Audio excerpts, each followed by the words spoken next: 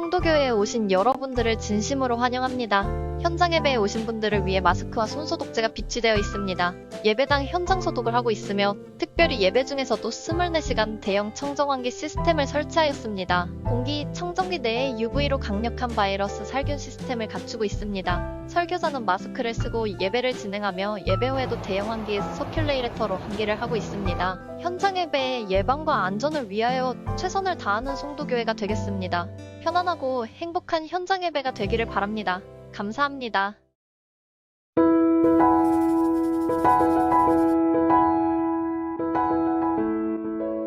말씀은요, 유일하신 메시아 예수입니다. 실은 제가 오늘 이 말씀을 준비한 이유는 저는 항상 뭐가 있냐면 주중에 어떤 질문이나 어떤 문제나 어떤 제안들이나 이런 것들이 있었을 때 그것을 제일 먼저 주제를 정하고 말씀을 나누려고 합니다. 특별히 우리 삶 속에서는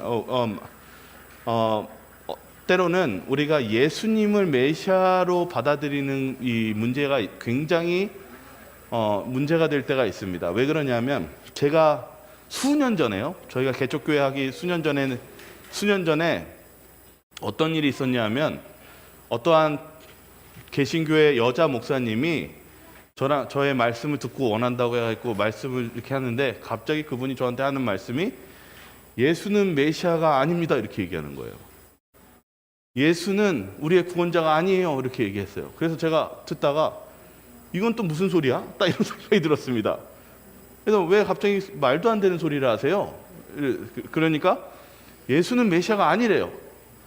그래서 자꾸 이상한 얘기를 하길래 계속 묻고 나중에 알아보니까 누구였을까요? 네? 아니, 신천지였습니다.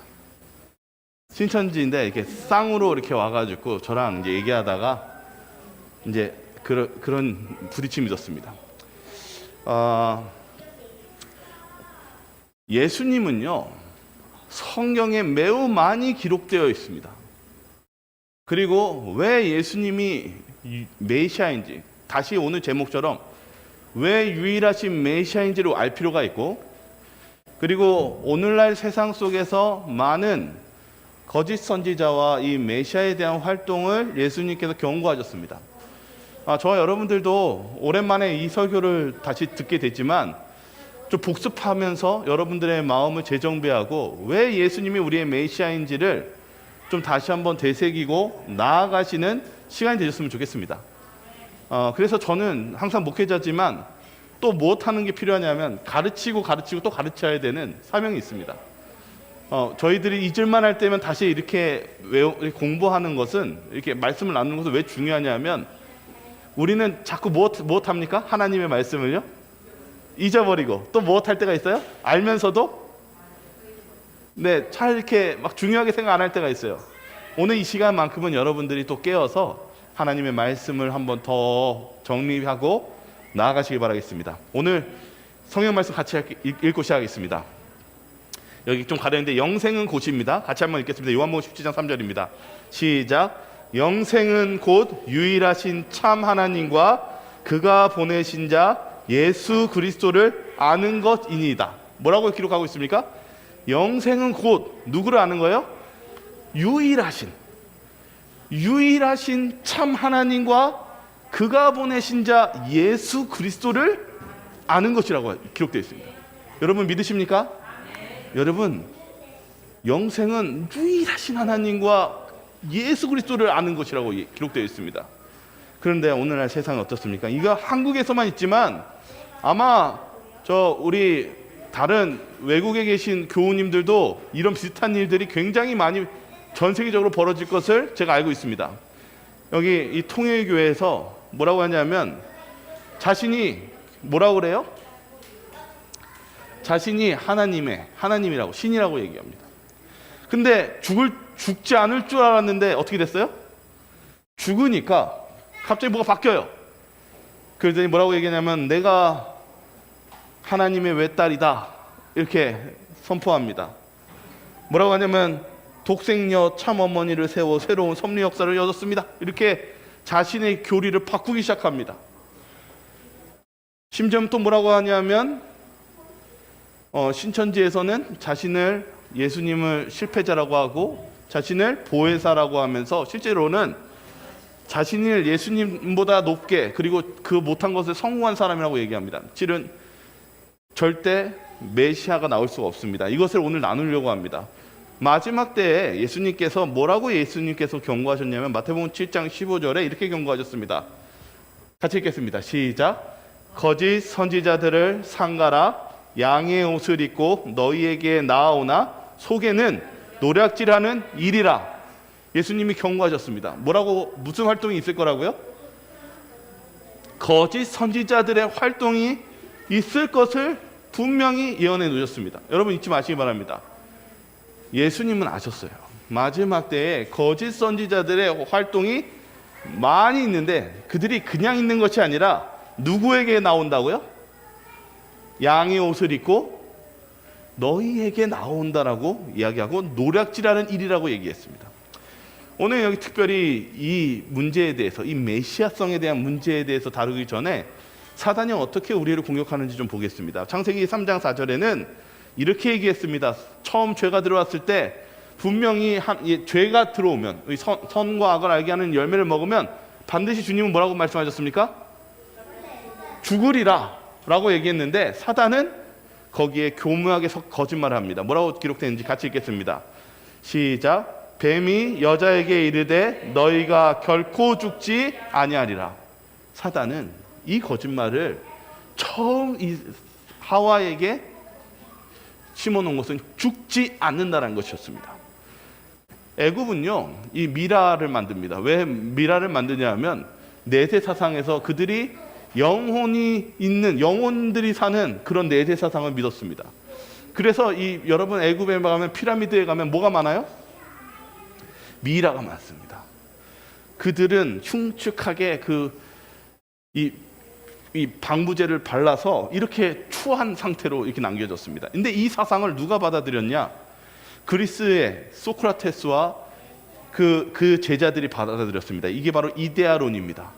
그들은 죽으면 이제 자유로워져서 이제는 선하게 행복하게 살 수 있다라는 이데아론을 이야기합니다. 이 소크라테스가 애굽에서 여행 가면서 이 사상, 이 영혼불멸 사상을 받아들이면서 발전합니다. 그런데 이제 이 사상이 이제 나중에는 로마 교회와 로마 교회 그 소천설 이거 다 그 영향을 그대로 가져간 것입니다. 근데 문제는 이 사상이 예수님이 부활하고 승천하고 나왔을 때 바로 영지주의자들이 이 사상을 가지고 예수님을 공격하기 시작했다는 사실입니다. 여기 요한일서 4장 2절과 3절에 하도 영지주의자들이 하니까 바울이 데살로니가 전서, 데살로니가 후서에 경고합니다. 그리고 또 마지막까지 살아남았던 요한, 사도 요한이 이렇게 경고합니다. 뭐라고 경고하는지 한번 읽어보시기 바랍니다. 같이 읽겠습니다. 이로써, 시작. 이로써 너희가 하나님의 영을 알지니 곧 예수 그리스도께서 육체로 오신 것을 시인하는 영마다 하나님께 속한 것이요 예수를 시인하지 아니하는 영마다 하나님께 속한 것이 아니니 이것이 곧 적 그리스도의 영이니라. 오리라 한 말을 너희가 들었거니와 지금 벌써 세상에 있느니라. 요한은 뭐라고 얘기했냐면 뭘 믿어야 된다고 그랬어요? 예수 그리스도께서 무엇으로 오신 거예요?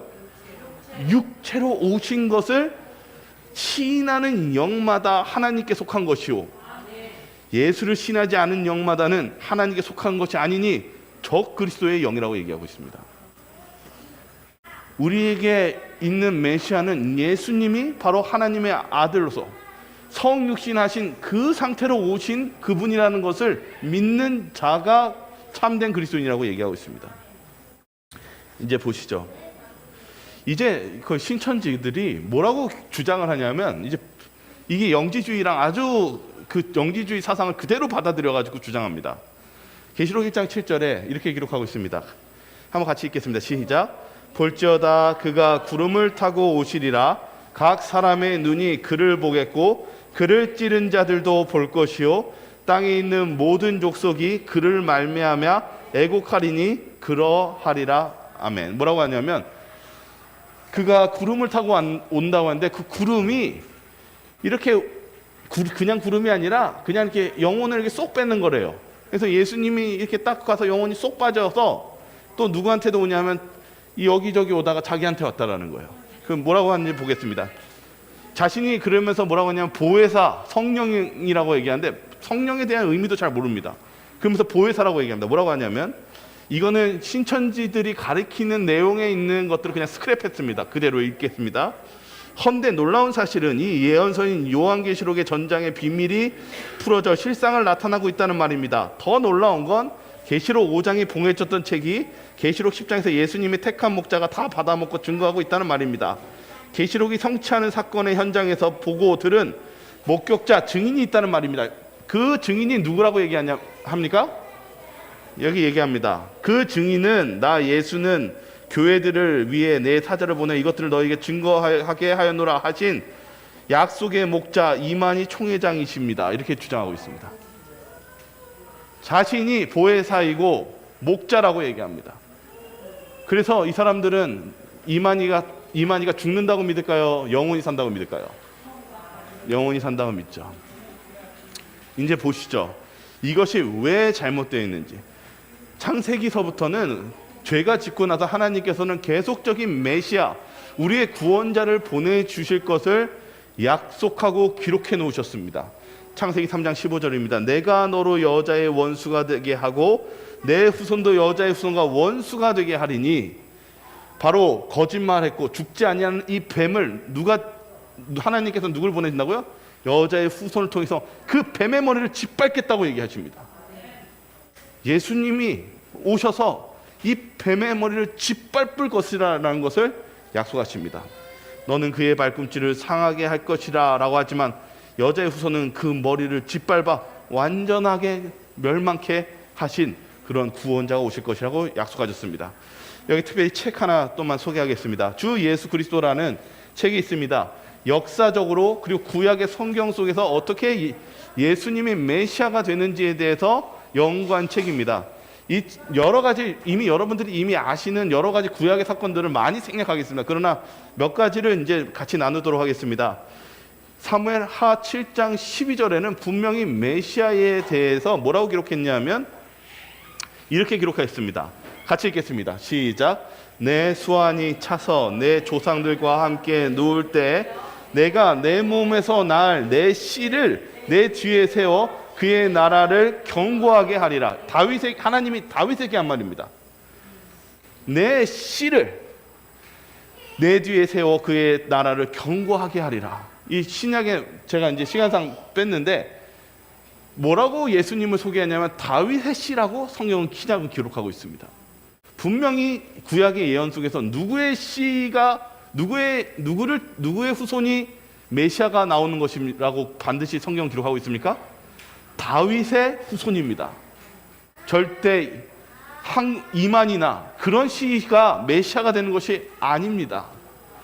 오직 예수님은 다윗의 혈통에 따라서 이 메시아가 탄생될 것을 사무엘 하 구약에 기록되어 있다는 사실입니다.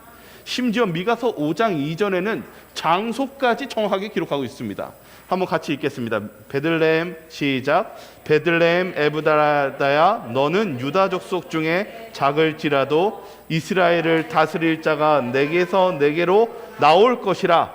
그는 근본의 상고의 영원에 있느니라. 영원히 계신 존재, 바로 하나님의 그 아들인 예수님께서 어디에 태어나신다고요? 베들레헴에 태어나신다라고 정확하게 기록되어 있다는 사실입니다. 이것만 있는 게 아니라 계속 있습니다. 근데 너무 시간상 다 집어넣지 못하지만 예수님의 왜 구약은요, 왜 이렇게 명확하고 정확하고 이렇게 세부적으로 메시아를 기록하고 있을까요?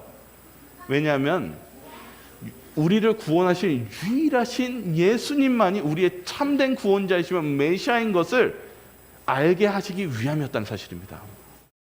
호세아서 11장 1절을 읽겠습니다. 제가 읽겠습니다. 이스라엘이 어렸을 때 내가 사랑하여 내 아들을 애굽에서 불러냈거늘. 바로 이 메시아에 대한 예언이 호세아서 11장 1절에 기록되어 있습니다. 그런데 마태복음 2장 14절과 15절에 바로 예수님에 대해서 이렇게 기록하고 있습니다. 요셉이 일어나서 밤에 아기와 그의 어머니를 데리고 애굽으로 떠나가, 이거 피신하는 것입니다. 헤롯이 바로 이 아기 예수를 죽이라는 명령 때문에 천사를 통해서 피신한 겁니다. 헤롯이 죽기까지 거기 있었으니 이는 뭐라고요? 주께서 선지자를 통하여 말씀하신 바, 예언된 바, 애굽으로부터 내 아들을 불렀다 함을 이루려 하심이라. 예수님은요, 바로 하나님의 예언된 메시아인 것을 구약의 사건들을 통해서 세부적으로 기록된 유일하신 메시아이라는 사실을 성경 기록하고 있다는 사실입니다. 이것만 기록했을까요? 아닙니다. 다니엘서 9장 24절과 26절을 보면은 시간까지도 기록해 놨습니다. 이때에 나오신 분이어야만 우리의 구원자, 유일하신 구원자 예수님이라는 사실을 성경 기록하고 있습니다. 다니엘서 9장 24절 26절에 있는 말씀입니다. 내 백성과, 내가 같이 읽겠습니다. 시작. 내 백성과 내 거룩한 성을 위하여 이른 이래를 기한으로 정하였나니 허물이 그치며 죄가 떠나며 죄악이 용서되며 영원한 이가 드러나며 환상과 예언이 응하며 또 지극히 거룩한 이가 기름 부음을 받으리라. 그러므로 너는 깨달아 알지니라. 예루살렘을 중건하라는 영이 날 때부터 기름 부음을 받은 자 곧 왕이 일어나기까지 7이레와 62이레가 지날 것이요 그 곤란한 동안에 성이 중건되어 광장의 거리가 세워질 것이며 62이레 후에 기름 부은 자가 끊어져 없어질 것이며 장차 한 왕이와 백성이 와서 그 성읍과 성소를 무너뜨리려니와 그의 마지막은 홍수에 휩쓸림 같을 것이며 또 끝까지 전쟁이 있으리니 황폐할 것이 작정되었느니라. 보시죠. 예루살렘이 중건되라는 영은 BC 457년에 이루어졌습니다. 이것은 많은 기독교 개신교들이 벌써 동의하고 학자들이 연구한 내용입니다. 그리고 나서 예수님께서 7주 그리고 62주 후에 AD 27년에 예수님께서 무엇을 기름 부음을 받는다고 기록되어 있습니다. 기름 부음을 받는다는 건 무엇입니까? 예수님께서 침례를 받으시고 공생의 활동을 하셨다는 뜻입니다. 그리고 또 그 3년 반에 AD 31년에 기름 부은 자가 끊어진다 라고 기록되어 있는 이 말씀처럼 예수님께서 3년 반 후에 어떻게 되셨습니까? 우리 온 인류를 위해 죄를 짊어지시고 십자가에 달려 돌아가셨다는 사실입니다. 예수님은요, 성경은요, 하나님께서 이미 누가 메시아인지를 아주 세부적으로 명확하게 집어넣으셨다는 사실입니다. 그래서 여러분이 신약과 구약을 읽어보면은 계속 예수님에 대한 메시아성에서 뭐라고 되었냐면 성경에 있는 말씀을 이루려 합니다. 그리고 그것들이 선지자가 한 말이었더라 라고 하면서 바로 예수님의 이 성경과 일치됨을 기록되어 있습니다. 마태복음 17장 5절과 6절에 예수님께서는 그 기름 부음을 받은 침례를 받았을 때 하나님과 성령 하나님께서 비둘기같이 내려오면서 사람들이 다 듣는 앞에서 들을 수 있도록 이렇게 말씀하셨습니다. 같이 한번 읽겠습니다. 말할 때 시작. 말할 때 호련히 빛난 구름이 그들을 덮으며 구름 속에서 소리가 나서 이르되 이는 내 사랑하는 아들이요 내 기뻐하는 자니 너희는 그의 말을 들으라 하시는지라. 제자들이 듣고 엎드려 심히 두려워하니. 여러분, 예수님은요 다들 모르게 오신 것이 아닙니다.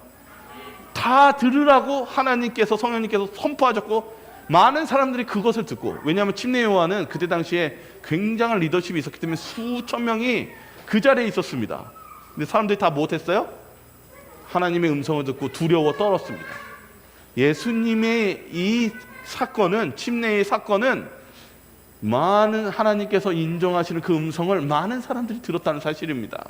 그리고 심히 두려워 떨었다고 얘기하고 기록되어 있습니다. 예수님의 이 메시아는, 그리고 예수님의 활동은 누구 특정한 사람만 알고 있었던 사건이 아니라 모든 사람이 들었고 그로 인해서 두려워했고 떨었던 그런 예수님의 이 사건을 보여줌으로써 우리가 자꾸 봐야 됩니다. 거짓 선지자들이 어떻게 속이는지를 보셔야 됩니다. 사단은요 끊임없이 예수님을 죽이려고 했습니다.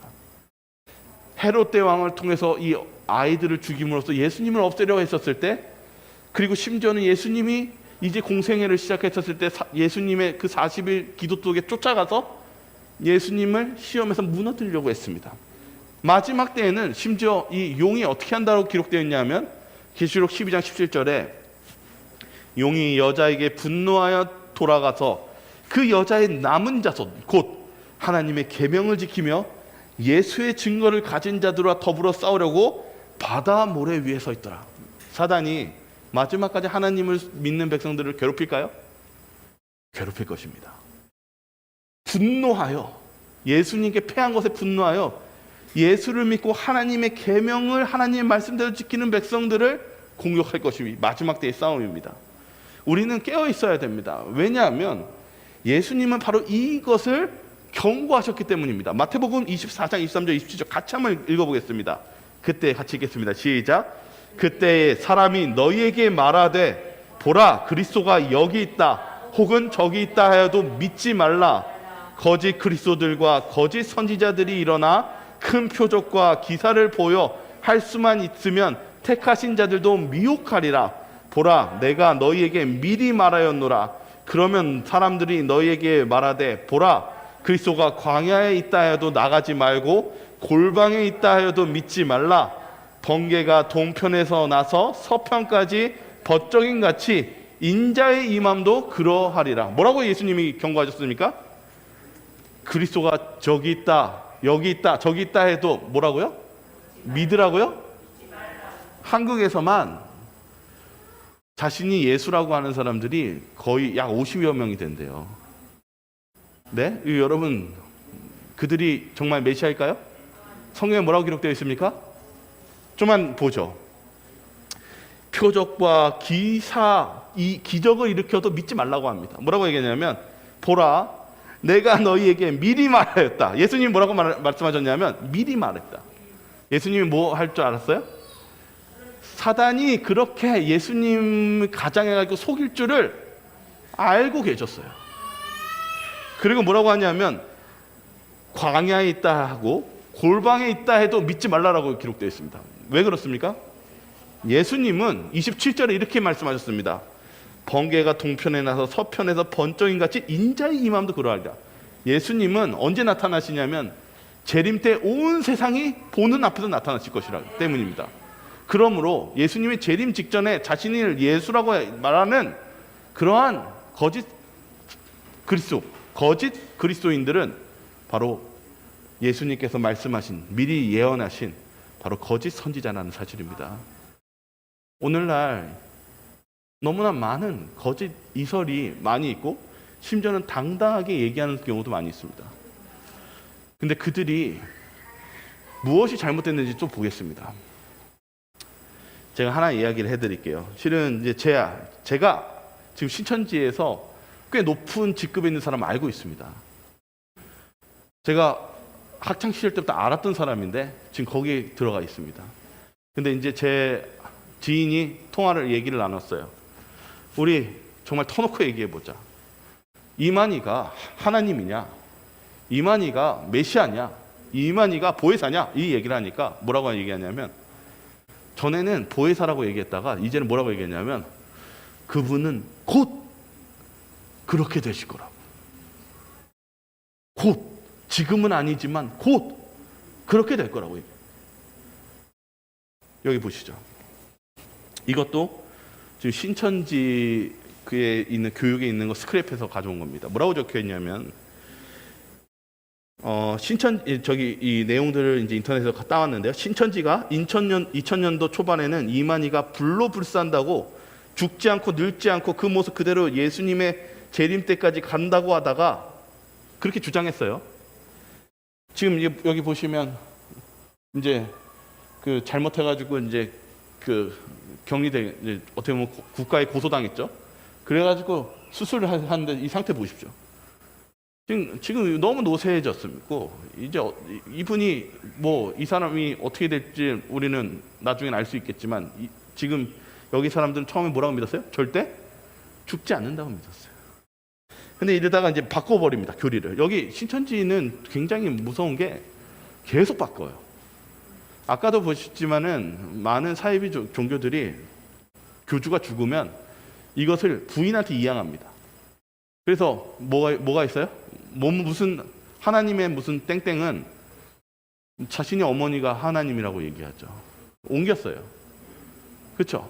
여기 보시죠. 여기서 뭐라고 하냐면 몇 년이 지나다가 불로라는 단어가 빠지고 늙어가다가 또 다른 보혜사의 영이 이만희씨 육체에 들어오거나 재림 예수님의 영이 이만희씨 육체에 들어오면 새로운 모습으로 변화된다고 교리를 뜯어 고치면서 신천지는 이만희를 옹호했지만 현재는 병원에 휠체어를 타고 갈 만큼 지팡이를 짚고 다닐 만큼 건강 상태가 좋은 것 아니 듯하다. 자, 여러분 보시죠. 여기 뭐라고 얘기하냐면 이만희씨 영이 이만희씨 육체로 들어오면 새로운 모습으로 변화된다는 교리. 이게 뭡니까? 지금 아까 제가 말씀드린 무슨 교리입니까? 영지주의입니다. 사도 요한이 이 영지주의 배격했습니다. 예수가 육신과 함께 오신 것을 인정하는 사람이 그리스도인이고 거짓 선지자는 바로 그것에 이 영이 쏙 빠지면서 돌아간다는 이 거짓적인 이 영혼불멸 사상을 주장하면서 설명하는 이것이 영지주의라는 것입니다. 지금 실천지들이 이런 주장을 하는 것입니다. 여기 좀만 보시죠. 그러면서 이들이 뭐라고 얘기하냐면 이 대한민국의 14만 4천이 이런 주장이 어디 있습니까? 말도 안 되는 교리를 하고 있는 것입니다. 그리고 뭐라고 하냐면 자신이 보혜사인데 자신이 해석하는 것이 유일한 성경의 해석자라고 얘기합니다. 전혀 성경적이지도 않고 이것은 거의 사기에 가깝습니다. 여기 보십시오. 이 가족들이 얼마나 자녀들을 잃어버려가지고 그곳에서 망가진지 모릅니다. 심지어는 모략전도라고 해요. 거짓말해도 된대요. 성경에서 우리가 거짓 증언하라고 배웠습니까? 근데 뭐라고 하는지 아십니까? 자신들을 믿지 않는 사람들은 거짓말해도 된다고 가르칩니다. 그래서 법원에 재판받아서 위자료 500만 원 받고 시설 폐쇄당했습니다. 거짓말 하도 해가지고요. 여기 요한복음 20장 25절과 27절은 아주 중대한 걸 보여줍니다. 왜냐하면 이 영지주의자들이 잘못된 이 사상이 무엇이 잘못됐는지를 요한복음 20장 25절과 27절은 얘기하기 때문입니다. 읽어보죠. 같이 한번요. 시작. 다른 제자들이 그에게 이르되 우리가 주를 보았노라 하니 도마가 이르되 내가 그의 손에 못자국을 보며 내 손가락을 그 못자국에 넣으며 내 손을 그 옆구리에 넣어 보지 않고는 믿지 아니하겠노라 하니라. 도마에게 이르시되 내 손가락을 이리 내밀어 내 손을 보고 내 손을 내밀어 내 옆구리에 넣어보라. 그리하여 믿음 없는 자가 되지 말고 믿는 자가 되라. 예수님은 어떻게 부활하셨습니까? 예수님이 그냥 이렇게 뿅 하면서 다른 모습 젊은 사람에 쏙 들어가가지고 나 부활했다 이렇게 부활하셨습니까? 예수님은 돌아가시기 전에 이 못자국과 이 창자국 그대로 어떻게 하셨어요? 부활하셨다는 걸 잊지 마시기 바랍니다. 예수님은 여기 사도행전 11장 1절에 하늘 올라갔을 때 뭐라고 했냐면 천사들이 이르되 갈릴리 사람들이 어찌하여 서서 하늘을 쳐다보느냐? 너희 가운데서 하늘로 올려지신 이 예수는 하늘로 가심을 본 그대로 오시리라. 예수님은 그 모습 가지고 그대로 이 땅에 다시 재림하실 것을 약속하셨습니다. 얼마나 거짓된 이 선지자들, 사단의 활동이 계속적으로 벌어지는지 모르겠습니다. 저와 여러분들이 깨어있길 바라겠습니다. 여기 민수기 9장 12절에도 이 유월절, 예수님의 이 구원에 대한 상징의 이 유월절에서 이렇게 예언했습니다. 아침까지 그것을 조금도 남겨두지 말고 그 뼈를 하나도 꺾지 말아서 유월절 모든 율례대로 지킬 것이라. 이 메시아에 대한 예수님에서 뼈를 꺾지 말라는 이 예언을 보고 누가 깨달았냐? 요한복음 19장에 보면은 아리마대 요셉이 깨달았습니다. 아리마대 요셉은 이 유대인 중에 권력이 있는 사람입니다. 그는 만약에 몸을 살린다면 이런 걸 하면 안 됩니다. 그러나 그는 정직했고 하나님의 말씀 안에서 메시아를 찾기를 원했습니다. 근데 여기 뭐라고 기록되어 있습니까? 여기 제가 읽겠습니다. 이를 본 자가 증언하였으니 그 증언이 참이라. 아리마대 요셉은 예수님을 십자가를 바라보고 다 바라보니까 이 성경의 말씀이 예수님과 비교해 보니까 뭐예요? 이분은 진짜 참인 거예요. 그러면 얘기합니다. 그가 자기가 말하는 것이 참인 줄 알고 너희로 믿게 하려 함이니라. 성경을 통해서 예수님이 일치되는 것을 보면서 그분이 우리의 구원자임을 믿게 하게 했다는 것입니다. 이 일이 일어난 것은 그 뼈가 하나도 꺾이지 아니하리라. 예수님이 못했어요? 십자가에 달려 돌아가셔서 우리의 죄를 짊어지시고 심장이 파열돼서 돌아가셨습니다. 온전히 우리의 죄 때문에 돌아가신 것입니다. 그분은 뼈가 꺾이지 않은 상태로 돌아가셨습니다. 그걸 성경에 여기 뭐라 적혀 있습니까? 성경을 응하게 하려 함이라. 또 다른 성경에 그들이 그 찌른 자를 보리라 하였느니라. 아리마대 사람 요셉은 예수의 제자이나 유대인이 두려워 그것을 숨기더니 2일 후에 그가 용기가 생겼습니다. 빌라도에게 예수의 시체를 가져가기를 구하매 빌라도가 허락하는지라. 이에 가서 예수의 시체를 가져가니라. 아리마대 요셉, 예수의 제자들이 무엇을 보고 예수님을 메시아로 받아들였습니까? 성경의 말씀이 응한 사건을 보고 예수님이 유일하신 메시아이며 우리의 참 구원자라는 것을 보고 믿게 되었다는 사실입니다. 사도행전 1장 3절에 예수님이 부활하신 사건은 매우 놀라운 사건이었는데 한번 읽어보겠습니다. 그가 같이 읽겠습니다. 시작. 그가 고난받으신 후에 또한 그들에게 확실한 많은 증거로 친히 살아계심을 나타내사 40일 동안 그들에게 보이시며 하나님의 나라의 일을 말씀하시니라. 많은 사이비 종교들이 뭐라고 얘기했냐면 예수님이 재림했다고 얘기합니다. 여러분 근데 보셨습니까? 혹시 여러분들 94년도인가 90년도에 휴거로 내가지고 예수님 재림했다는데 보셨습니까? 안 보셨습니까? 못 봤어요. 왜 그렇습니까? 안 왔으니까요. 그리고 그들은 뭐라고 얘기하냐면 영으로 왔다 갔어 이렇게 얘기합니다. 근데 보십시오. 예수님 부활하실 때 어떻게 부활하셨어요? 육신을 가지고 부활하셨습니다. 그리고 무엇 하셨냐면 꽁꽁 숨긴 게 아니라 40일 동안 성경에 뭐라고 했냐면 친히 살아계심을 나타내 보이셨다는 거죠. 여러분 40일 동안 분명히 예수님 십자가에 못 박으라 했던 많은 유대인들이 6월절에 그 수십만 명이 있었습니다. 근데 뭘 봤어요? 예수님이 3일 만에 못하는 거 봤어요? 살아서 꽁꽁 숨으셨을까요? 나타나셨습니다. 여기 나타나시고 돌아가시고 40일 동안요. 뭘 느끼시겠습니까 여러분들? 여러분들은 예수님이 돌아가셨다가 살아가셔서 나타나시는 거 보면 뭘 느끼시겠습니까? 요 한 명 가지고는 못 믿겠습니까? 여기 또만 보시죠. 마태복음 27장 52절 53절입니다.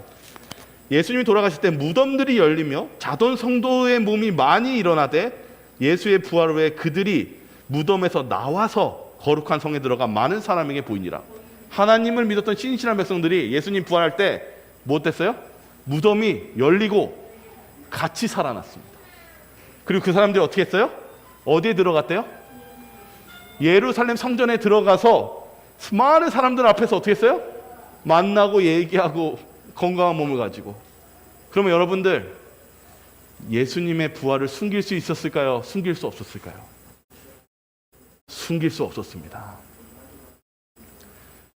예수님을 핍박했고 예수님을 모욕했던 사람들이 모든 사람들이 전율을 느끼고 예수님이 40일 동안 눈앞에서 살아계시고 말하시고 육신을 가지고 만지시고 함께 먹으시고 그렇게 계셨다는 겁니다. 혼자 계셨던 것이 아니라 수십 명이 함께 부활해서 예수님을 찬양하고 하나님을 찬양한 가운데 부활을 다 봤다는 것입니다. 그래서 사도행전이 왜 중요하냐면 유대인들이 베드로의 설교를 듣고 어떻게 했어요? 오순절 때 성령 받으니까 우리 이제 어떡하냐?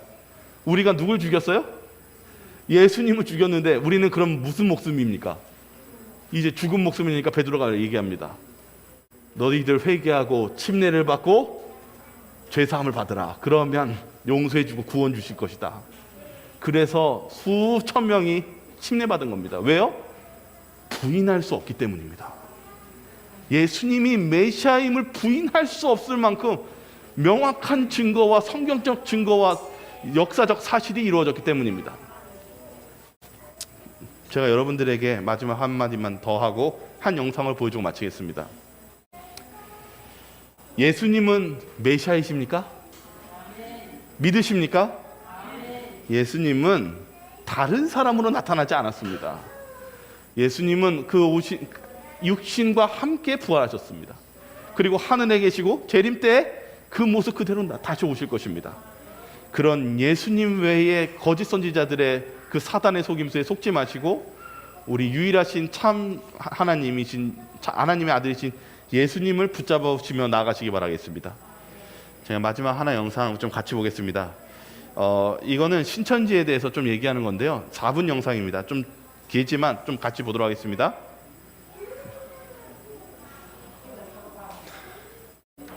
교대 사범대학에 강의를 하러 갔습니다. 근데 학생들이 이렇게 이야기하는데 여기 이제 신천지나 이단들이 좀 있다. 근데 이 사람들은 선생님이 되고자 하는 목적이 자기들의 종교적 영향력을 합법적인 학교 안에서 심지어는 아이들에게 학교에 교대를 간 포교하고 겁니다. 그래서 나누기 교사가 위해서라고. 돼서 신천지를 전도하겠다는 겁니다. 그러면서 SBS에서 아예 이 부분에 기독교의 한 대해서 분파라 방송하는 주장하는 이 종교 집단을 말하려면 일단 이 책에 대한 설명을 빼놓을 수 없겠지? 기본적으로 성경은 세상이 누구에 의해 어떻게 시작됐으며 결국 어떻게 끝날지 다루고 있어. 특히 신천지가 중요하게 여기는 건 이 세계의 종말을 다룬 성경의 마지막 부분 요한계시록이야. 여기엔 우리가 살고 있는 이 세계가 언젠가 종말을 맞을 것이고 신의 아들 예수가 지상에 내려와 새로운 세상을 연다는 예언이 적혀있어. 그런데 잠깐만, 방금 새로운 세상이란 말 들었지? 이 새로운 세상은 한자로 신천지야. 종말 이후의 세계, 신천지를 기다리는 종말론적 종교 집단이 바로 신천지라고 할 수 있어. 이들은 새로운 세상에서 사람들을 구원할 메시아가 그들의 교주 이만희고 그가 인도하는 약속의 땅이 대한민국, 경기도, 과천, 청계산이라 주장하고 있어. 청계산 해발 618m. 뭐 얼핏 들으면 황당할 순 있겠지만 종말론과 메시아에 집중한 신흥 종교 집단이 국내에도 신천지만 있는 게 아니더라고. 우리나라에 하나님이라고 주장하는 사람은 한 19분 정도가 있다고요. 예수님이 한 50명 정도 있다는데. 그런데 말야, 이 종교 집단 중에서도 신천지가 유난히 비판받는 이유는 수단과 방법이 다르지 않는 포교 방식이야. 신천지에는 전도를 위해서라면 거짓말을 하거나 자신이 신천지 신도임을 숨겨도 된다는 교리가 있거든. 악한 이들에게 거짓말하는 건 죄가 되지 않는다. 오략이라고 하는 것이 믿음과 신앙에 기초한 가장 중요한 교리 중에 하나이라고 믿고 있기 때문에요. 거짓말을 서슴없이 하는 겁니다. 그러다 보니 위장 카페, 위장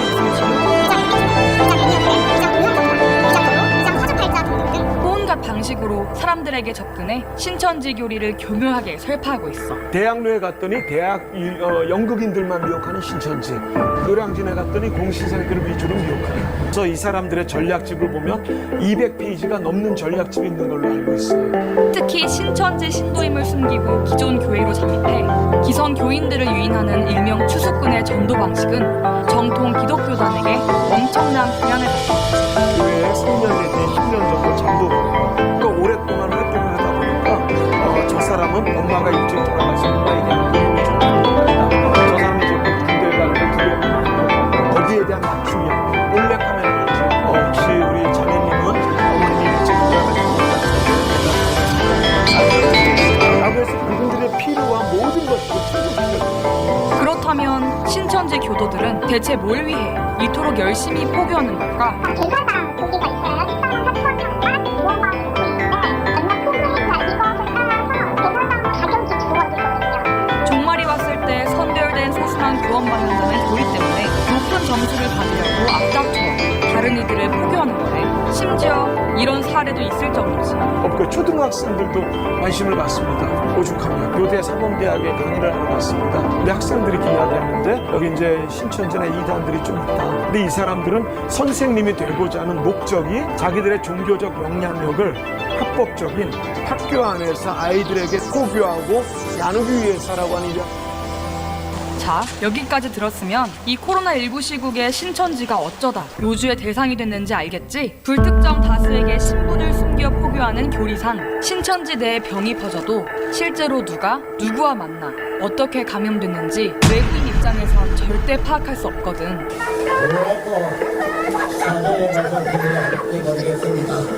이만희 신천지 총회장이 나서 협조하겠다며 머리를 숙인 만큼 하루빨리 신천지 측이 자신들의 네, 보셨죠? 여러분들 오늘 이 내용 속에서도 저희들이 이제 바라보는 것은 신천지뿐만 아니라 그 거짓 선지자들의 활동이 계속 있다는 사실입니다. 근데 저와 여러분들도 이런 부분에 있어서 실은 여러분들 또 한 시간 지나면 또 잊어버리지 않습니까? 좀 깨어서 이런 부분들을 예방하시고, 또 예수님께서 경고했어요. 이런 활동이 분명히 있을 거라고 미리 말했다라고 예수님 말씀하셨습니다. 예수님은 하늘에서 지금 하늘 성소에 계시지 이 땅에 있지 않습니다.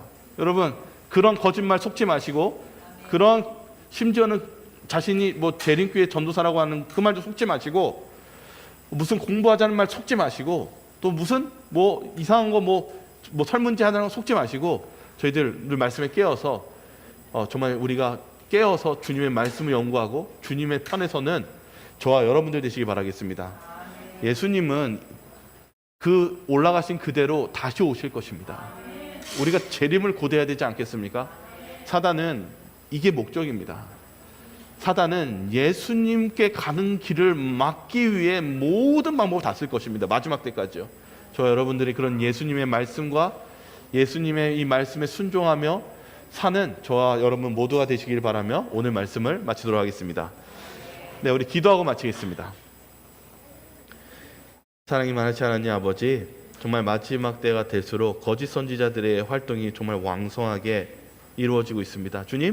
주님께서는 우리들에게 미리 경고해 주셨고, 그리고 깨어 있고, 또한 그런 메시아가 어떠한 분인지를 이 성경을 통해서 주님께서 말씀하셨습니다.